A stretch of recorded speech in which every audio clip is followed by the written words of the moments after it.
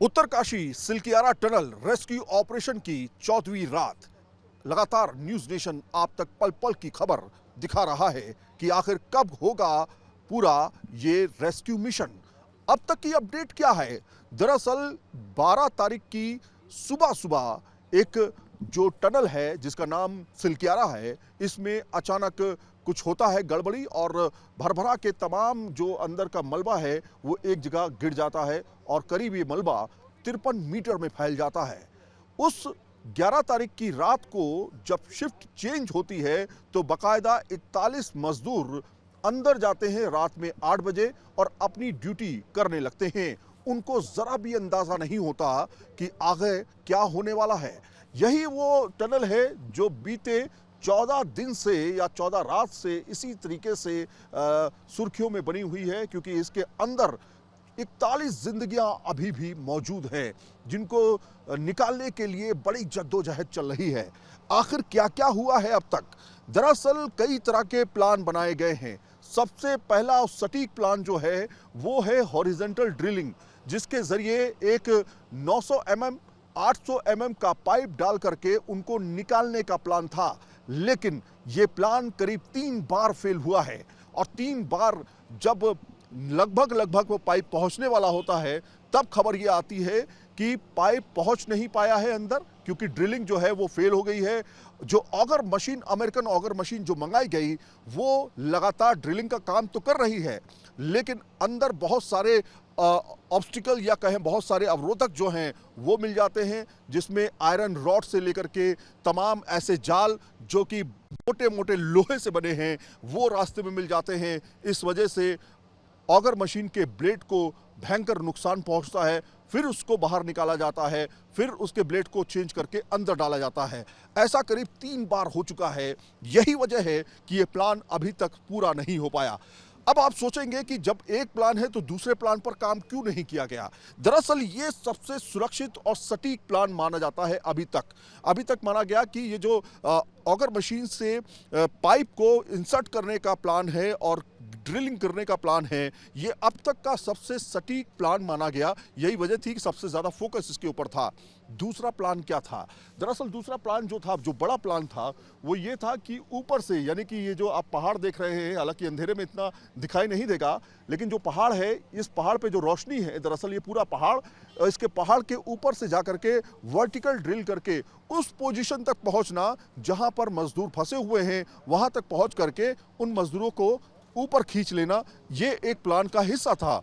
लेकिन वो प्लान इसलिए शुरू नहीं किया गया क्योंकि माना गया कि इस टनल के अंदर जो है वो बाकायदा उसे जो हॉरिजॉन्टल ड्रिलिंग का सिस्टम है, जो पाइप के जरिए अंदर पहुंचने की तैयारी है, वो उसे पूरा कर लिया जाएगा। लेकिन ऐसा हुआ नहीं, क्योंकि वो लगातार फेल होता जा रहा है।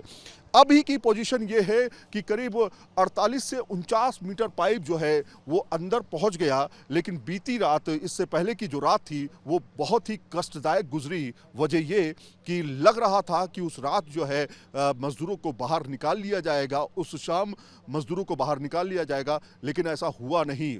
इसके पीछे का कारण ये था कि बाकायदा उस ड्रिलिंग मशीन को ही नुकसान नहीं पहुंचा, बल्कि उस पाइप को भी नुकसान पहुंचा। इसके पीछे का कारण था वो लोहे का जाल जो रास्ते में मिला, लेकिन जीपीआर की मदद से पता चला था कि वो उस बीच में 5 मीटर के दायरे में कुछ भी नहीं मिलने वाला, बल्कि एक बड़ा जाल वहां पर मौजूद था। जीपीआर सिस्टम कहा जा रहा है कि फेल हो गया। जीपीआर सिस्टम मतलब ग्राउंड पेनिट्रेटिंग रडार जो है वो पूरी तरीके से फेल हो गया और इसी वजह से बड़ा नुकसान हुआ। ना सिर्फ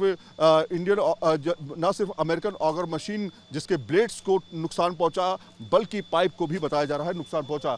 तो अब का प्लान क्या होगा? आगे क्या होगा?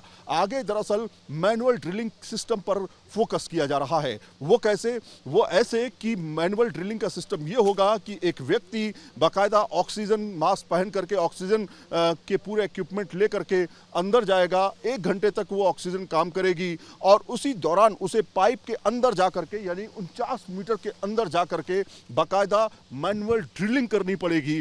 जो मलबे को है उसे हटाना पड़ेगा। जितना मलबा वो हटाएगा उतना पाइप जो है अमेरिकन ऑगर मशीन उसे ढकेलेगी और ऐसे करते करते जो बचा हुआ हिस्सा है, खासतौर पे अगर हम कहें कि करीब 8 मीटर का हिस्सा है, उसमें से 5 मीटर अगर वो पुश कर देती है मशीन और मैनुअल ड्रिलिंग हो जाती है, तो आप ये समझ सकते हैं कि ये मिशन पूरी तरीके से कंप्लीट कर लिया जाएगा। और इसमें लंबा वक्त लग सकता है क्योंकि अंदर बहुत सारी दिक्कतें हैं। माना जा रहा है कि लोहे की बीम या लोहे के जाल या फिर लोहे की रॉड, इस तरह की तमाम चीज़ें आपको मिल सकती हैं। उसे गैस कटर से काटना होगा, फिर बाहर निकलना होगा, फिर ड्रिलिंग करने के लिए दूसरे व्यक्ति को भेजना पड़ेगा। इस तरह की तमाम चीज़ें होंगी, इसमें टाइम टेकन है और ये भी बताया जा रहा है कि इसमें 1 हफ्ते तक लग सकता है। तो जाहिर तौर पर तमाम ऑप्शंस ओपन कर दिए गए हैं। माना जा रहा है कि 5 विकल्प जो है उसको खोल दिया गया है। इसके पार अगर हम कहें तो इस दूसरे छोर पर भी वहाँ पर भी जो करीब आपको बताएं कि 483 मीटर का जो एरिया है उसमें भी लगातार ड्रिलिंग करके अंदर पहुँचने की कोशिश है, लेकिन वो बहुत लंबा प्रोसेस है, उसमें महीने भर लग सकता है। इसलिए सबसे बेहतर ऑप्शन जो है वो हॉरिजेंटल ड्रिलिंग, जिसमें पाइप के जरिए अब आने वाले समय में यानी कल से मैनुअल ड्रिलिंग किया जाएगा, वही एक सबसे बेहतर विकल्प माना जा रहा है। तो लगातार उत्तरकाशी की सिलक्यारा टनल में 41 जिंदगियों को बचाने की जद्दोजहद जारी है। देखना यह होगा कि ऑपरेशन कब तक सफल हो पाता है। वीडियो जर्नलिस्ट विपिन कुमार के साथ सईद आमिर हुसैन, न्यूज़ नेशन, उत्तरकाशी।